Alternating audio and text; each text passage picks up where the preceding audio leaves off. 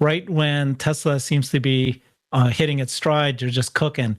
We're still hearing Tesla Q, people that are saying the opposite things, right? They'll say that, yes, the reason why BYD just announced across the board price cuts for 22 of their vehicles out of 40 plus that they have, up to 35% price cuts. Oh no, that's really a bad thing for Tesla, despite that there's really no crossover in segments. I think the average sales price for BYD is around $19,000, nowhere near what Tesla competes in. But no, apparently it's Tesla that's going to suffer with that. They cite the Europe car sales is down, despite as many times you try to educate them on what's actually happening there. In the meantime, we're just days away, right? Sometime in June, Tesla will launch their robotaxi program. We're literally right here. You had over the weekend, Elon posting on X that he's going to be he's been working hard and heavy. He's spending 24/7 at work again. And not only in the conference rooms or factory rooms, he actually said server rooms, which is very, very important. That means compute is accelerating. And then he talked about how he's realizing that he needs to help the country, affect GDP. And he said that robot cars, FSD, should have a noticeable effect in 1 to 2 years. And humanoid robots could have an effect in 4 to 5 years. But basically, that's where his head is. It's like, these are the two things that matter most. And now he realizes he actually needs these two things to save the country. So I'm glad that we got Larry, Alexandra, we got Randy, Penny, and hopefully Omar can get up here, because this is, a lot of folks here have been fighting the fight with the FUD that's been happening. So who wants to start with that? Larry, I don't know, when did you start contributing to kind of like getting involved in? That's a very interesting question. Quite late in the day, Herbert, because by the time I started following, it was really in the pandemic that I started following. I mean, I'd been an investor for a very long time, but I hadn't been a contributor to X. I joined X in 2009. I joined Twitter in 2009, but I really didn't pay very much attention because I was too busy, building my company. I guess it was, I can't even remember how and why I became, I think it was Bradford that originally got my attention. I don't even remember. Listen, I don't recall. Yeah, I'm trying to get Omar up here because he's certainly one of the most the OG of all of us, probably on this list. I think it was there he is. When Omar and his third row crew got to interview Elon that I paid attention. Because up to that time, I was informed really by Elon's blogs. He wrote those blogs in the early years. Yeah, that's right. Omar, you had a great post earlier today, kind of recounting the early days. That's sort of the theme, I think, at this point, right? Like for us Tesla bulls, we're sitting here waiting, like watching this company succeed, taking them a little longer for sure. But here we are with FSD, with robotaxi launching just days away from now.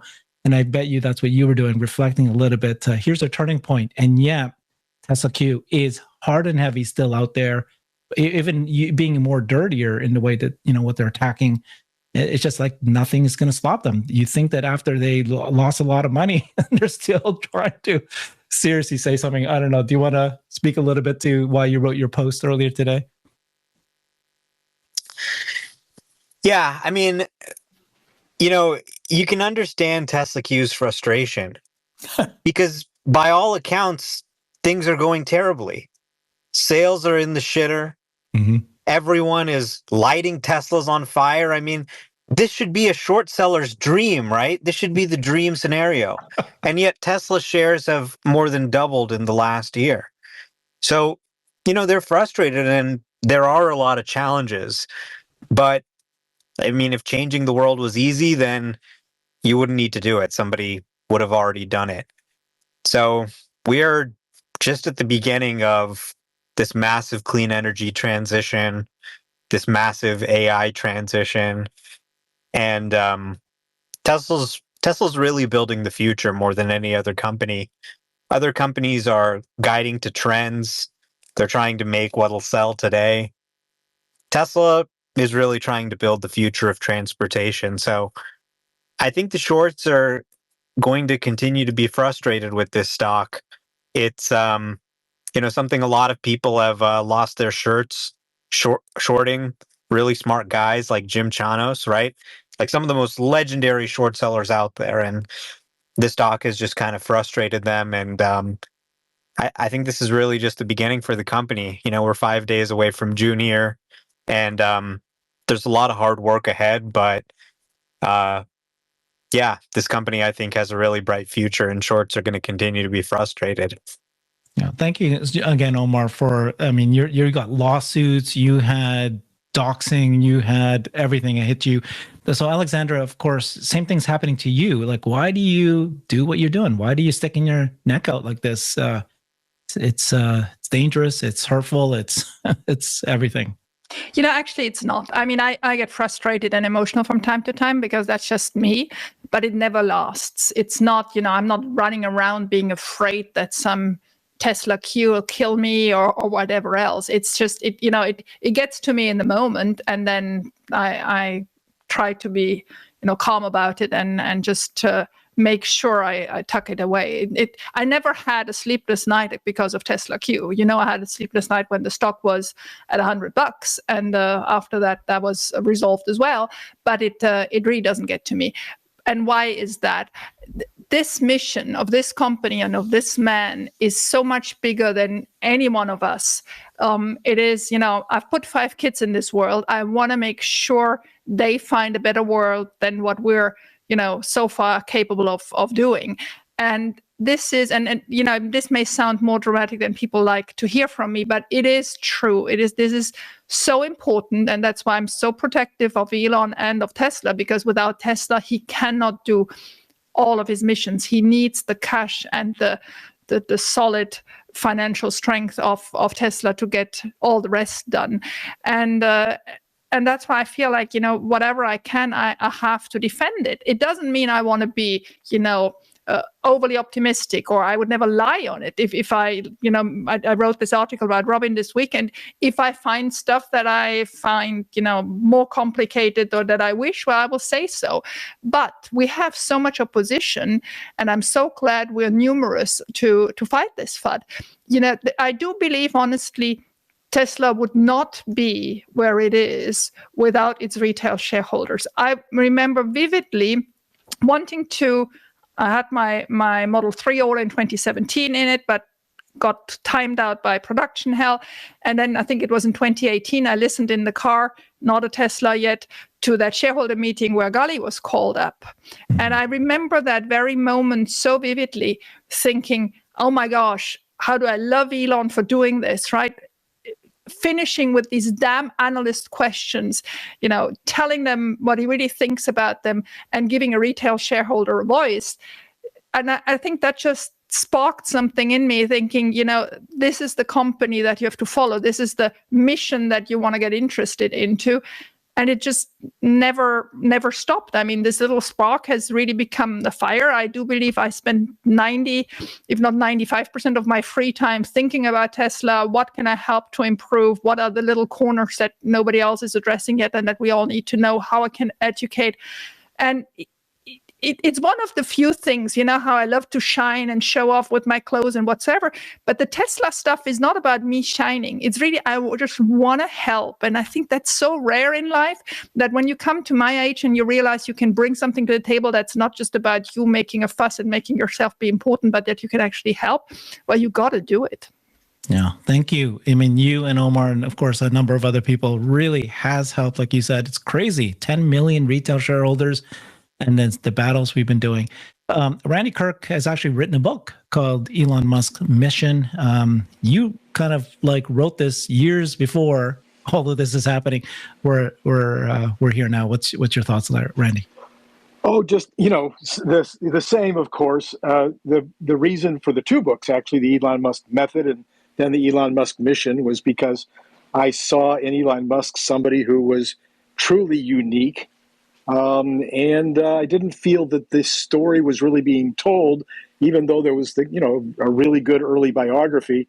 It was a biography, and I thought there was an element that wasn't being told that was about him as an entrepreneur, which was the Elon Musk method, and then the Elon Musk mission was about the companies that he was running and how each of them was making a contribution, and how not just I, but the other three co-authors saw this playing out over a number of years.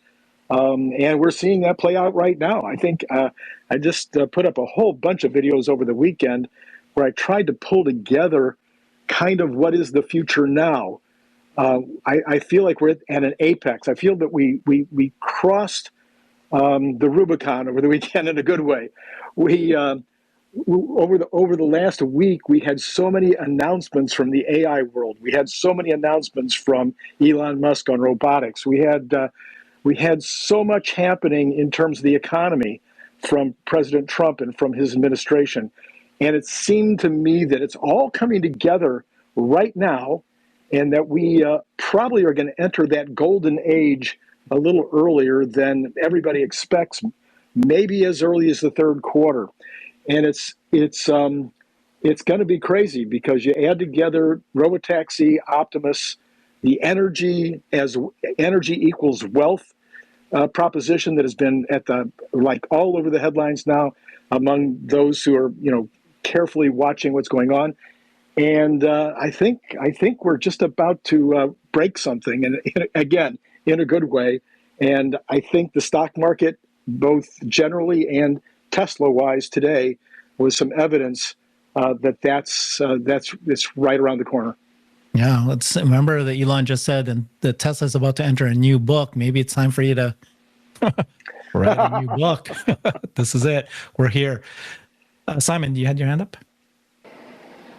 Sure. I just wanted to comment on Omar's point in terms of the short sellers. And from what I've analyzed both sides, the bull case and the bear case, and obviously I come out on the bull case. But when I'm looking at and I put myself in the shoes of a short seller, because it's one thing to own a stock. It's another thing to go along through difficult times. It's a whole other ball of wax into short a stock. And there's a lot of factors that can come to play in short selling, not just the cost of the borrowing, but takeouts. Anyways, I won't get into all those details. But what I did want to say is, if you start looking at, back to Holmar's point, is it's a perfect situation for Tesla shorts this year. And you had people bombing. We know what was going on with Tesla. We know what was happening with Elon. And yet the stock sort of traded down temporarily and then traded up. And the earnings per share, and the reason I say this, I actually want to tip my hat to the short sellers. They're annoying. They're extremely bright and intelligent, the ones that are putting their money where their mouth is. But I think they're missing the big picture, and it's really unfortunate. And why I'm bringing this up is we have a number of clients that come our way that are extremely bright, that are PhDs in economics, or literally, like, some of our clients are teachers, PhD professors in economics. Others are senior partners at some of the top 4 accounting firms in the world. And they're extremely bright, and they analyze everything. And it's not that their analytical ability is off, but they're overthinking things, or they're missing the big picture. I don't know which is worse. So to that point, in terms of Tesla, we're looking at this, and if you look at their earnings per share, if you told me, or they looked at this and they said 2 years ago, oh, it looks like their car sales are falling off. Tesla's going to earn less money. Normally, when a company's earnings per share goes down, the stock price should, especially a stock that has, a very high multiple, should go down. Like, you you put any other Mag 7 or hyper growth company through this scenario, and the stock should go down. But Tesla stock is up from where it was in 2022. And so you would say, well, what the heck? And then, that's why they come in and they say, well, this doesn't make any sense. It doesn't make any sense. Now, the people in this community are looking and going, well, look at the FSD, studying what the product is. What's the addressable market? I mean, there's so many people, Herbert, that are come on your pod and do really great analysis and do spreadsheets in terms of future cash flow. So, you can take those and say, this is why Tesla trades where it is today.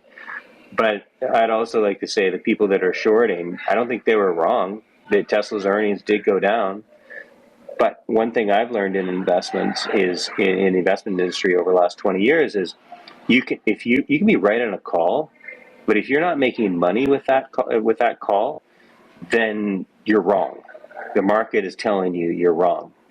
And like, we have a different opinion, and we look at Tesla, and to Alexander's point is, I think most of us are in these forums doing this not because we're profiting financially from it, but we also believe in the mission of Tesla, and we want to be part of that. We want to talk about the good things that are going. And Alexander, in her case, she has tremendous knowledge and wisdom to be able to look at some of the minute details that are massive time sucks, like she took on this past week. Hat off to you, and that's fantastic. But there's no monetary gain in these. So yeah, I have to give credit to the people that are donating their time to this cause. But we also see the big picture. I don't think that it's a phantom, like we're putting our money where our mouth is. And if somebody wants to short it, great, put your money where your mouth is. But we see the future economics of this company. But when I look at what the short sellers are doing, I also don't think they're idiots. They're just missing the big picture. That's all. Yeah. I feel like everybody, like each person can actually be right and you can be wrong. Like you can be both right at the same time, right? Somebody says they're short because they think that or like you said, everything what you just all said, it's going to go down, and that's what it's probably going to do. And that's what it happened. We think it's going to be long-term successful. I like what Elon said before, which is I'd rather be optimistic and wrong than be pessimistic and right. So you make a bunch of money because you shorted it and the Tesla fails. Now we don't have autonomous cars that saves lives. We don't have, energy and electric vehicles that changes the world for sustainable energy. We don't have sustainable abundance. Great. You made money. That's great. That can happen. But for sure, think of it from this perspective. So on the short term, which the short sellers, if you're shorting something, it's usually short term. Very difficult to hold a short on anything for an extended period of time. But if you look at, and we try to educate our clients and say, well, Tesla's trading at $200 a share, $300 a share. And we say, you know what, here's the compounded return, what we see. And you can imagine a line going up, maybe a gondola going up the side of the mountain. And you say it's $300 a share, but we see this as a $3,000 share price in 10 years. Then you just say, well, I don't know where to buy it. I don't know what's going to happen. But you just own it and say that's going to be a pretty darn good compounded rate of return.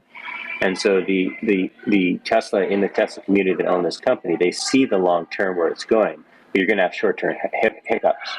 And then the Tesla short seller is looking at the short term and saying, well, next quarter they're going to, their earnings are going down or their car sales are going down. And I think that would be the biggest disparity, the biggest difference between the person that's long and short on Tesla.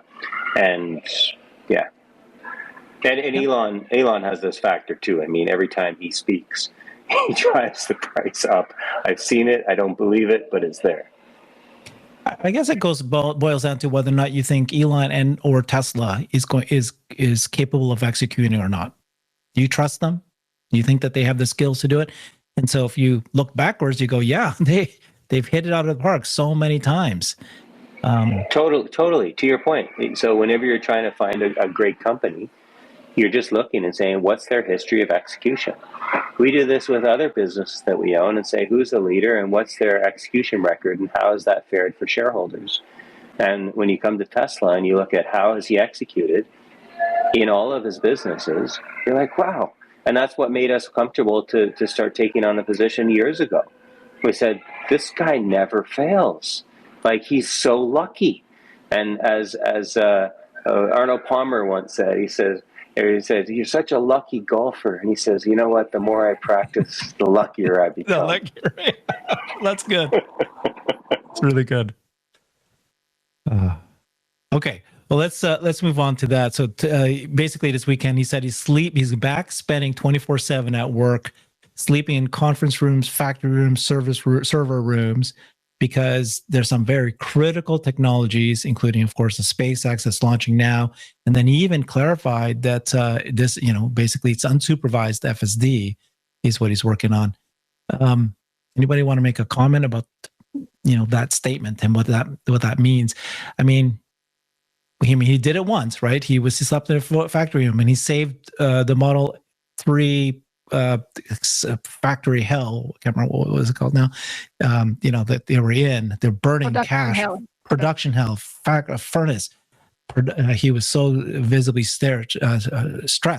This time, I don't think it's a fire, unless you guys think it's a fire. It's more about pushing something that he sees is very close to coming to fruition and making sure it really does succeed. Go ahead, Randy. Well, that would be, again, right up the category of the Elon Musk method. And we were just talking about this the other day, that Elon Musk is trying to run all these different companies, which he does successfully. He goes into Dojo, adds that to the list. And it's a common concept among all of us. I think all of us, I know pretty much everybody, in this group that's speaking today. I think we would all agree that he has proven over the years that he can handle, 7 companies or 6 companies and then throw Doge in and still handle it. But that doesn't change the fact that when he decides to focus, that the focus doesn't matter. And I think the perfect example of that was in Memphis with XAI, when he had 31 GPUs that was the maximum that the entire world believed that could be working all together at one time. And he decided, well, you know what, we got to get 100,000 of them all working together at the same time. So he focused for whether it was a half an hour or a day. I mean, nobody really knows for sure, but basically he focused. And all of a sudden, it was a major breakthrough in the industry that nobody else has yet duplicated.